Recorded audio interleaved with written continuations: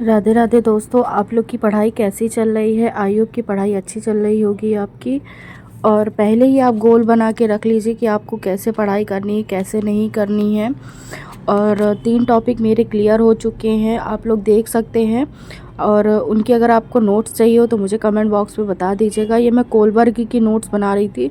Notes तो मैंने पहले ही डाल दी थी सारे, मतलब वैज्ञानिक की, लेकिन क्या होता था कि जब भी क्वेश्चन करने बैठो तो कुछ क्वेश्चन में फंस जाना होता था। तो इस बार मैंने बहुत सारे टीचरों को देखा कि समझा कि किससे नोट्स बनाए किससे नहीं बनाए, क्योंकि सारे टीचर का पढ़ाने का तरीका बिल्कुल अलग होता है। सब कुछ मतलब सबसे अलग अलग सारे टीचर का होता है, तो किसका कॉन्सेप्ट आपके समझ में आता है किसका नहीं आता है। लेकिन आप लोग अगर किसी भी चैनल से पढ़ रहे हो, लेकिन अगर आप लोग अध्ययन मंत्र को एक बार ज़रूर देखिएगा।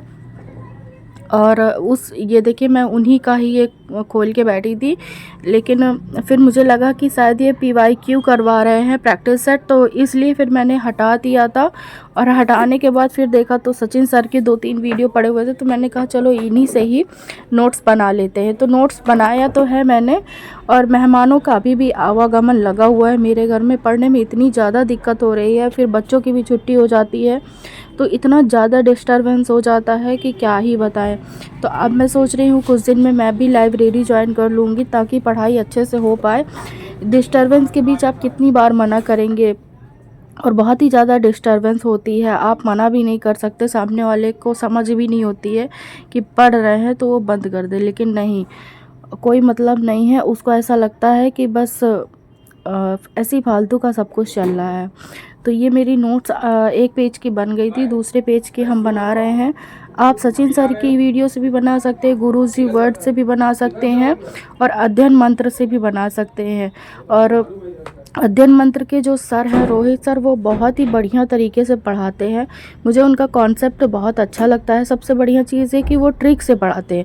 कोई भी चैप्टर होता है बिना ट्रिक के तो वो पढ़ाते ही नहीं है, और जब कोई क्वेश्चन आता है तो उन्हीं की ट्रिक काम आ जाती है। तो ये मैं अपनी नोट्स लिख रही थी, और ये पूरी मेरी नोट्स लिख गई है। अगर आपको नोट्स चाहिए हो कोलबर्ग की या किसी भी वैज्ञानिक की चाहिए हो, तो आप मुझे पर्सनली कमेंट पे लिख दीजिएगा, तो मैं उसी चैप्टर की नोट्स आपको डाल दूँगी। फिर इसके बाद मैं रिवीज़न कर रही थी, और रिवीज़न करने के बाद देख रही थी कि कैसे क्या है, और पूरा चीज़ चेक कर रही थी। तो पहले अगर आप लेक्चर लेना चाहें तो पहले आप लेक्चर ले लीजिए, नोट्स के बाद आपको लेक्चर लेना हो तो नोट्स के बाद लेक्चर ले लीजिए। लेकिन मैं ऐसा करती हूँ कि पहले नोट्स बना लेती हूँ, उसके बाद लेक्चर लेती हूँ, ताकि अगर कोई भी कॉन्सेप्ट समझ में नहीं आ रहा तो फिर वो लिखने का मौका ना रह जाए कि अभी हमने लिखा नहीं है। तो इसीलिए पहले कॉन्सेप्ट पूरा मैं लिख लेती हूँ, लेक्चर पूरा उनका, फिर इसके बाद लेक्चर लेती हूँ। और मैंने फ़ोन इसलिए उठाया था क्योंकि मैं टाइम देख रही थी, क्योंकि काफ़ी टाइम हो गया था मुझे पढ़ते पढ़ते, तो थोड़ी सी थकान फील हो रही थी। जितने जितने गोल्स मेरे कंप्लीट होते जा रहे थे तो मैं उतना उतना कंप्लीट करते हुए चली जा रही थी।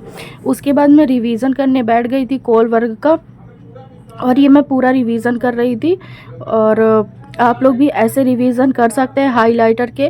और आप लोग को मेरी वीडियो कितने हेल्पफुल लगते हैं मुझे कमेंट बॉक्स पे ज़रूर बताइएगा।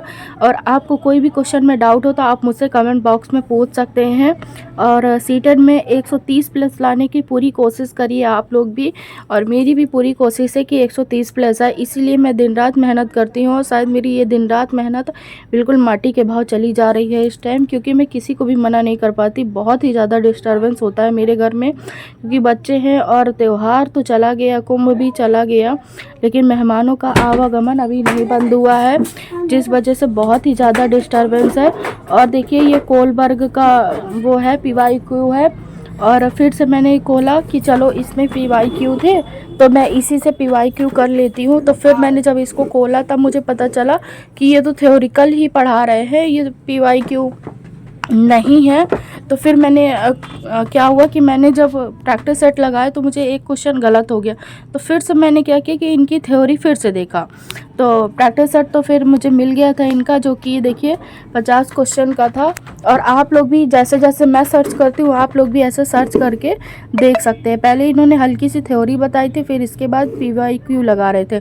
अगर आपके PYQ नहीं सही से जा रहे हैं तो आप मेरी बात मानिएगा, रात में आप PYQ लगाइएगा जब सब लोग सो जाते हैं, मतलब 9 से 10 बजे के बाद। फिर मैं रिवीजन कर रही थी जीन पियाजे का, वाइगॉत्स्की का, कोलबर्ग का, तीनों ही रिवीजन में कर रही थी, क्योंकि रिवीजन मैं डेली करती हूँ। जितना पिछला है उसका भी मैं रिवीजन करती हूँ डेली, ताकि ये ना हो कि अभी हमारा कुछ छूट रहा है। और जो भी PYQ हैं अब आप उन्हें मिक्सड में लगा सकते हैं। और कुछ इस वीडियो या अगले वीडियो में मैं आपको पूरा सिलेबस दे दूंगी, क्योंकि पढ़ने के दौरान आपका सिलेबस पता होना चाहिए कि आपको CDP में कितना पढ़ना है। क्योंकि आप जब भी यूट्यूब खोलते हैं तो उसमें बस यही दिखता है, जीन पियाजे, वाइगॉत्स्की, पालवाओ का नियम और थॉर्नडाई यही सब, जीन पियाजे हो गया, कोलबर्ग हो गया और वाइगॉत्स्की हो गए। मतलब छोटे छोटे टॉपिक खुल के आते हैं। जैसे EVS खोल दिया आपने तो पक्षी है, राज्य है, मतलब उसे कितने टॉपिक पढ़ने हैं, ये तो क्लियर ही नहीं हो पाता है। तो जब सबसे पहले क्या करना होता है कि हमें सिलेबस पता होना चाहिए।